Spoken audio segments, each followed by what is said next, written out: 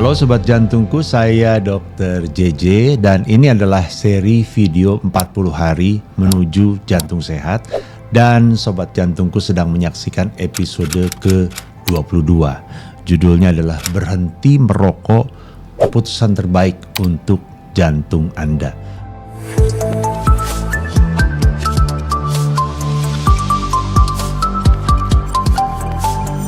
Kita sudah belajar di bagian 4 ini tentang pencegahan, ya, kita sudah bahas secara umum, lalu kita sudah lihat hal-hal yang tidak bisa kita kendalikan, faktor-faktor risiko yang tidak bisa kita kendalikan, lalu kita sudah belajar juga episode lalu ada faktor-faktor risiko yang bisa kita kendalikan. Nah, kita akan lihat sekarang faktor risiko salah satu yang terpenting, yang paling berbahaya boleh saya sebutkan, ya, yaitu merokok.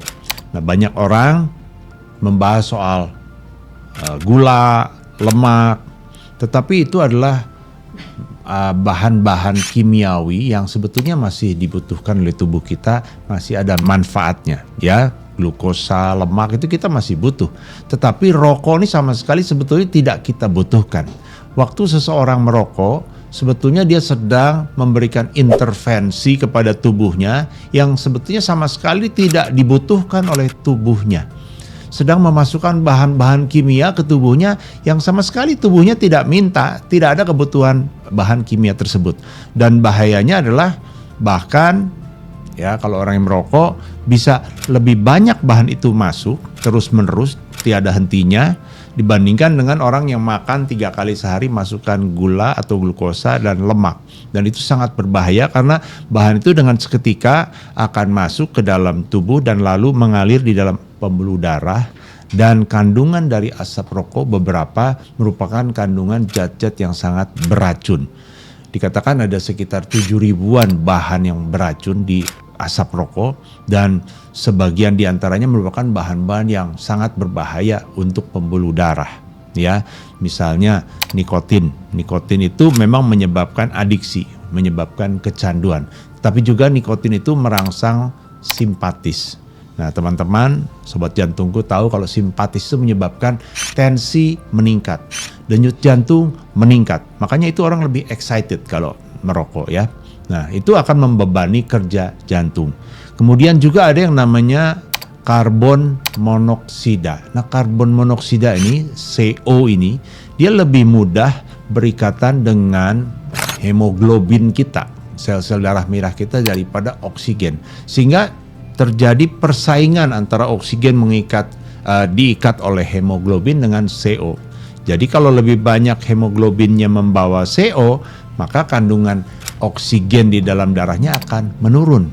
Bayangkan kita sebetulnya butuh oksigen, tapi dengan sengaja kita memasukkan satu zat yang akan mengikat sel-sel darah merah kita dan menjauhkan oksigen daripada si sel-sel darah merah kita dari tubuh kita. Jadi kita dengan sengaja seperti mencelakakan diri sendiri. Itu sangat berbahaya, ya. Nah, secara keseluruhan zat-zat yang masuk nanti saya tidak akan sebutkan satu persatu.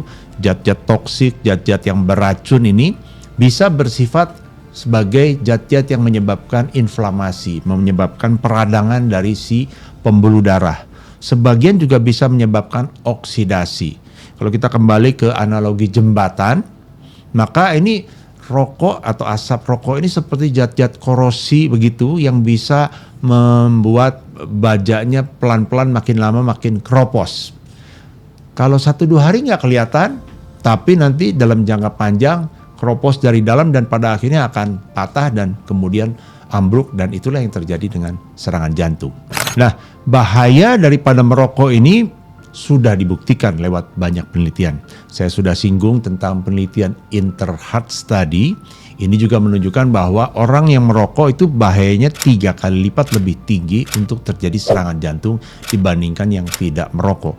Dan tingkat resikonya berjalan linear. Artinya dia merokok sedikit, naik juga resikonya. Merokoknya banyak, resikonya tambah naik begitu. Terus linear hubungannya. Jadi tidak ada istilahnya, dok saya udah kurang merokoknya jadi tadinya 2 bungkus jadi 1 bungkus. Tidak akan balik ke nol, dia turun tapi tidak sama dengan yang tidak merokok sama sekali, ya. Nah, kabar baiknya adalah bahwa kalau orang berhenti merokok, maka efek buruk dari rokok itu akan cepat juga berkurang. Nah, orang yang merokok, kalau baru merokok pertama kali biasanya dalam 30 menit sudah kelihatan efeknya. Tensi bisa naik ya, nadinya bisa meningkat karena biasanya dia akan mulai simpatisnya akan meningkat. Tetapi begitu berhenti merokok juga dalam 30 menit kadar simpatisnya menurun, mungkin tensinya mulai turun, tekanan denyut jantungnya mulai rileks begitu. Dan kalau sudah lewat dari 1 hari, kadar karbon monoksida tadi yang mengikat hemoglobin sehingga kadar oksigennya berkurang juga akan mulai menurun. Dan kalau sudah stop selama setahun, maka itu penurunannya akan sudah sangat signifikan. Orang yang berhenti merokok sudah 10-15 tahun, maka tingkat resikonya sudah hampir mendekati seperti orang yang tidak pernah merokok. Nah, buat sobat jantungku yang memang tidak merokok, saya sarankan jangan coba-coba karena sangat susah untuk berhenti.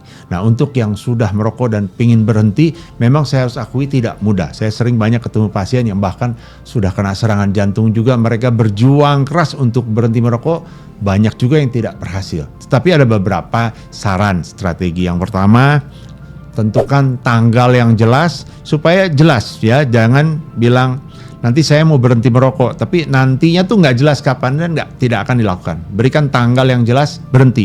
Dan jangan hanya dikurangi, berhenti putus betul-betul. Karena kalau hanya dikurangi biasanya tidak akan kesampaian begitu.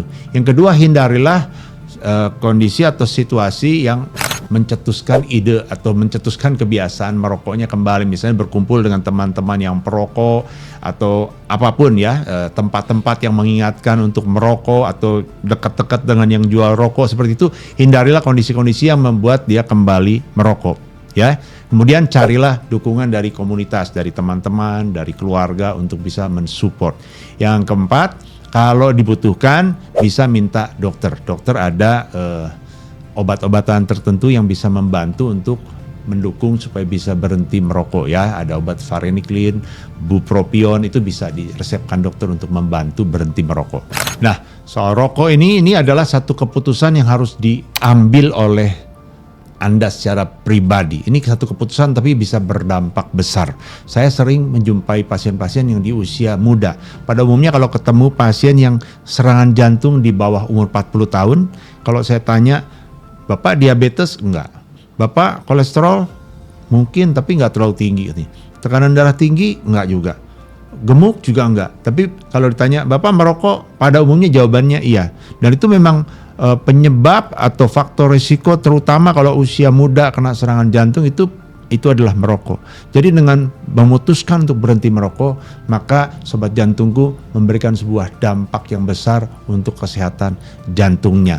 Jadi saya sarankan untuk pencegahan serangan jantung, nomor 1 kalau yang merokok, berhentilah merokok.